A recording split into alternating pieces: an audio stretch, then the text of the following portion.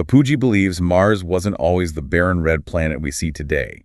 He claims it once thrived with life, much like Earth. And not just simple life forms. We're talking advanced civilizations with technology that might seem like magic to us.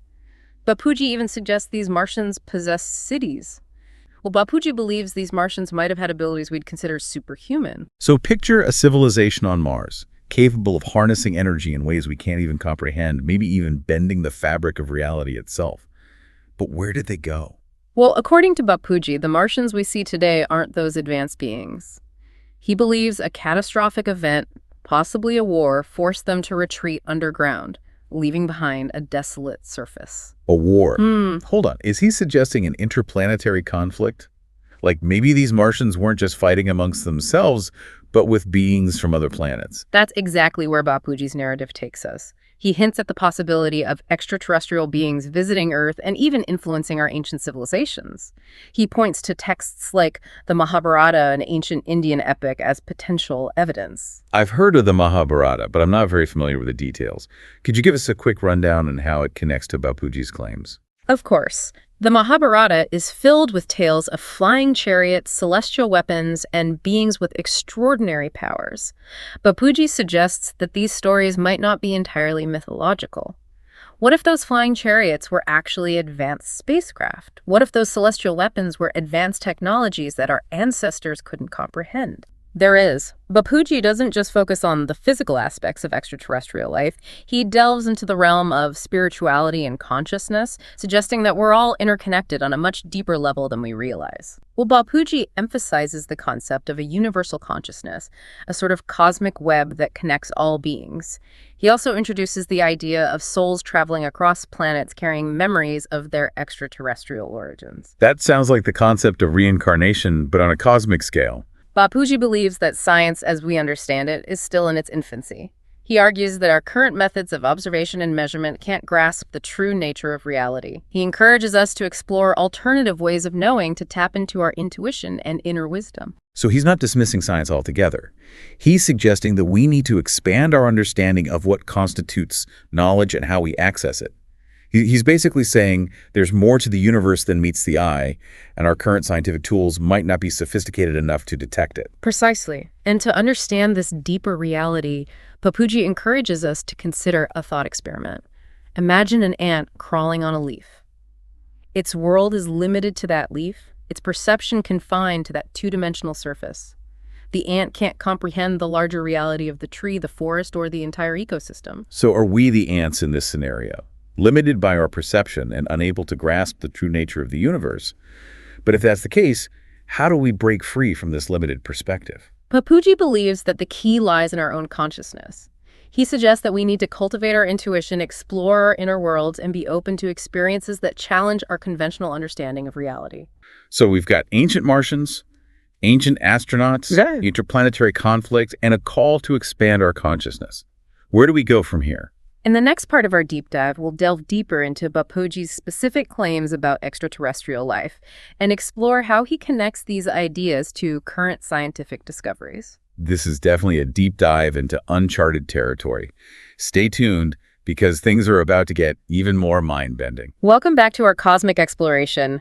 Last time we left off with Bapuji's intriguing claims about ancient Martians, ancient astronauts, and the idea that our current scientific understanding might be just scratching the surface of reality. It's a lot to wrap our heads around, but I'm curious to explore these ideas further. You mentioned that Bapuji connects his claims to some current scientific discoveries. What exactly is he referring to? Well, one of the most striking connections he makes is with the discovery of water on Mars. You see, for decades, scientists believed that Mars was a dry, barren planet. But in recent years, evidence has emerged suggesting the presence of liquid water beneath the surface. That's huge. Water is considered a key ingredient for life as we know it. Does Bapuji interpret this as evidence that his ancient Martian civilization might have existed? He does. Bapuji sees the presence of water on Mars as a confirmation that the planet could have once supported life, potentially even intelligent life. He argues that this discovery aligns with ancient myths and legends that speak of a time when Mars was a lush and vibrant world. So he's not just pulling these ideas out of thin air.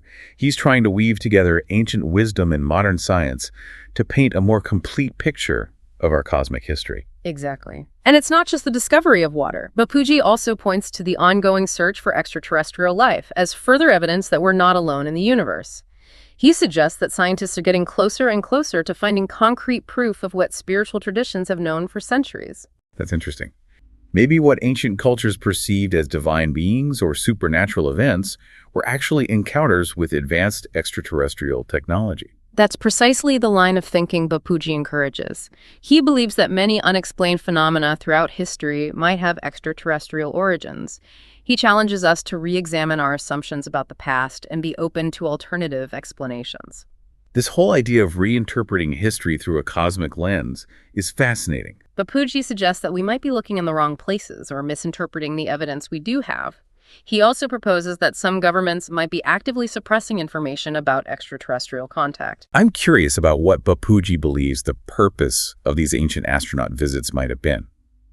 Were they simply observing us, or did they have a more active role in shaping human civilization? Bapuji believes that these extraterrestrial beings might have played a role in guiding human evolution, sharing knowledge, and even intervening in key moments of our history. He doesn't go into specifics, but he suggests that the answers may be hidden in plain sight, encoded in ancient texts, myths, and archaeological sites. So it's like a giant cosmic puzzle waiting to be solved. And the pieces might be scattered across different cultures, disciplines, and even planes of existence. Exactly. Bapuji encourages us to connect the dots, to look for patterns and synchronicities that might reveal a deeper truth about our origins and our place in the cosmos. This whole conversation is making me think about how much we still don't know about the universe and our place in it. We tend to think of ourselves as the pinnacle of evolution, but what if we're just one small branch on a vast cosmic tree of life? That's a humbling thought, isn't it? Bapuji challenges us to expand our perception of what's possible, to consider the existence of beings far more advanced than ourselves, and to acknowledge that we might be part of a much grander story than we ever imagined. Okay, so we've talked about ancient Martians, ancient astronauts, and the possibility that we're not alone in the universe. But what about Bapuji's more spiritual claims? How do those fit into this cosmic narrative? Bapuji believes that the physical and the spiritual are interconnected, that there's a deeper reality beyond what we can perceive with our senses. He suggests that our souls might have experienced life on other planets, carrying memories of their extraterrestrial origins. So it's like the concept of reincarnation, but on a cosmic scale. That's pretty mind-blowing. Bapuji points to the universality of certain spiritual concepts across different cultures and time periods.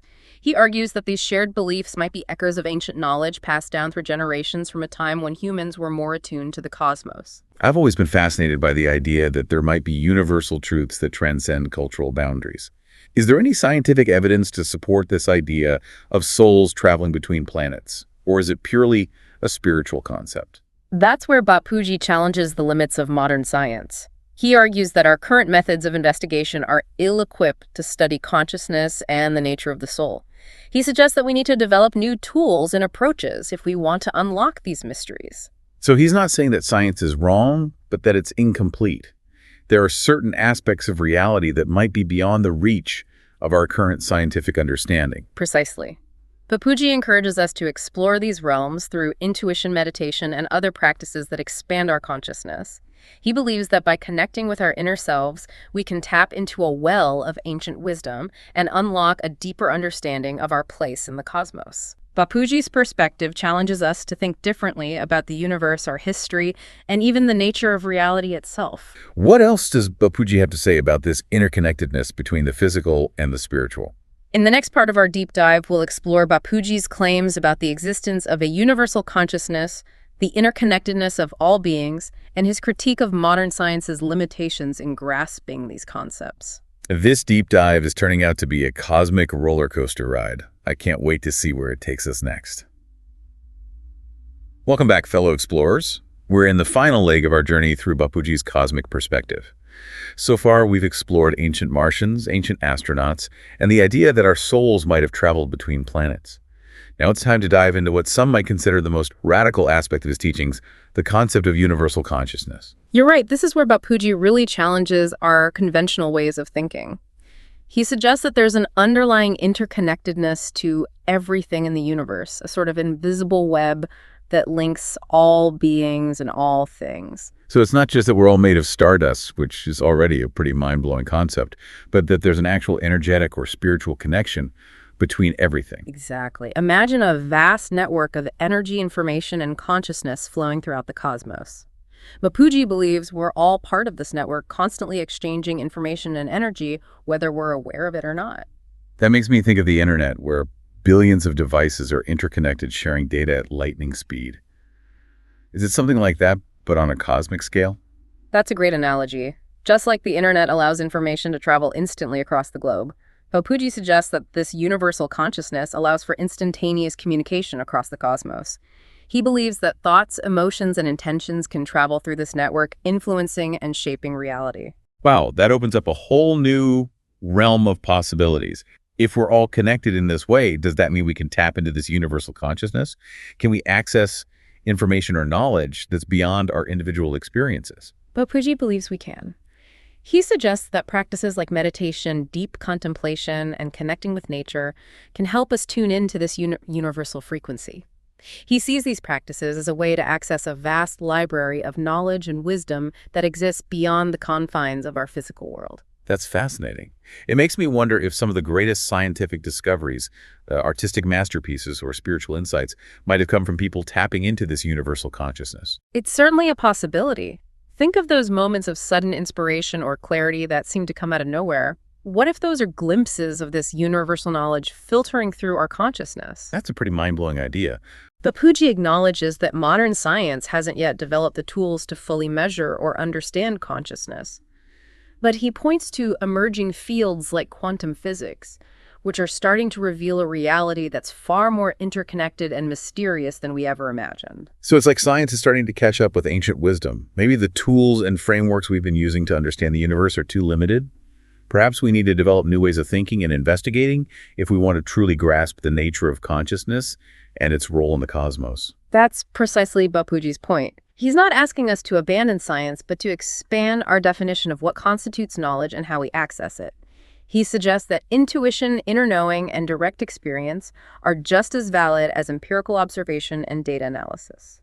Bapuji believes that by integrating these different ways of knowing, we can unlock our true potential as human beings and create a more harmonious and sustainable world. I'm starting to see how all these different threads of Bapuji's teachings weave together. The ancient Martians, the ancient astronauts, the idea of souls traveling between planets, and this concept of universal consciousness. It all points to a much grander and more interconnected reality than we typically perceive. Exactly. Bapuji's vision is one of unity, interconnectedness, and a profound sense of belonging to something much larger than ourselves. It's a perspective that challenges us to expand our awareness, embrace our interconnectedness, and step into our roles as conscious co-creators of reality.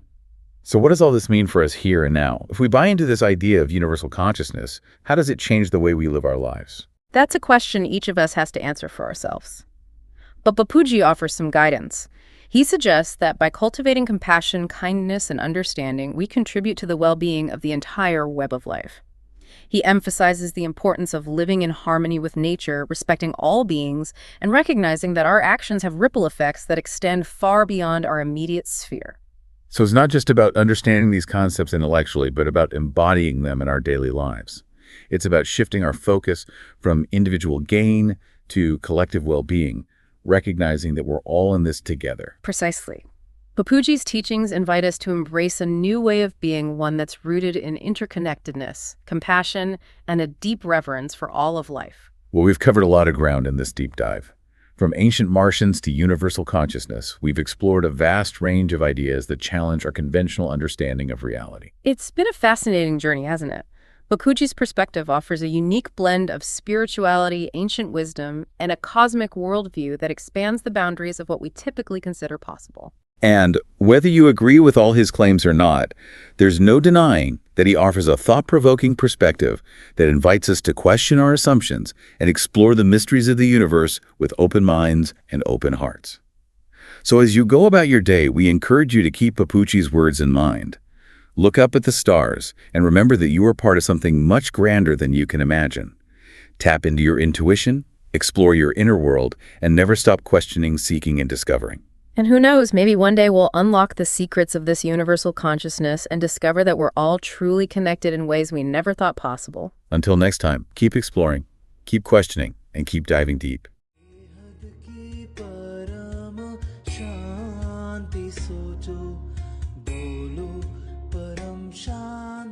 Join us daily for our morning live meditation, Monday to Saturday, 5:30 to 6:30 a.m. Join us daily for live meditation, 10 p.m. to 11 p.m. on YouTube Live. Subscribe now. Website www.paramshanti.org. Email us anant@paramshanti.org. Like, share, subscribe. Join today. बेहद की परम शांति सो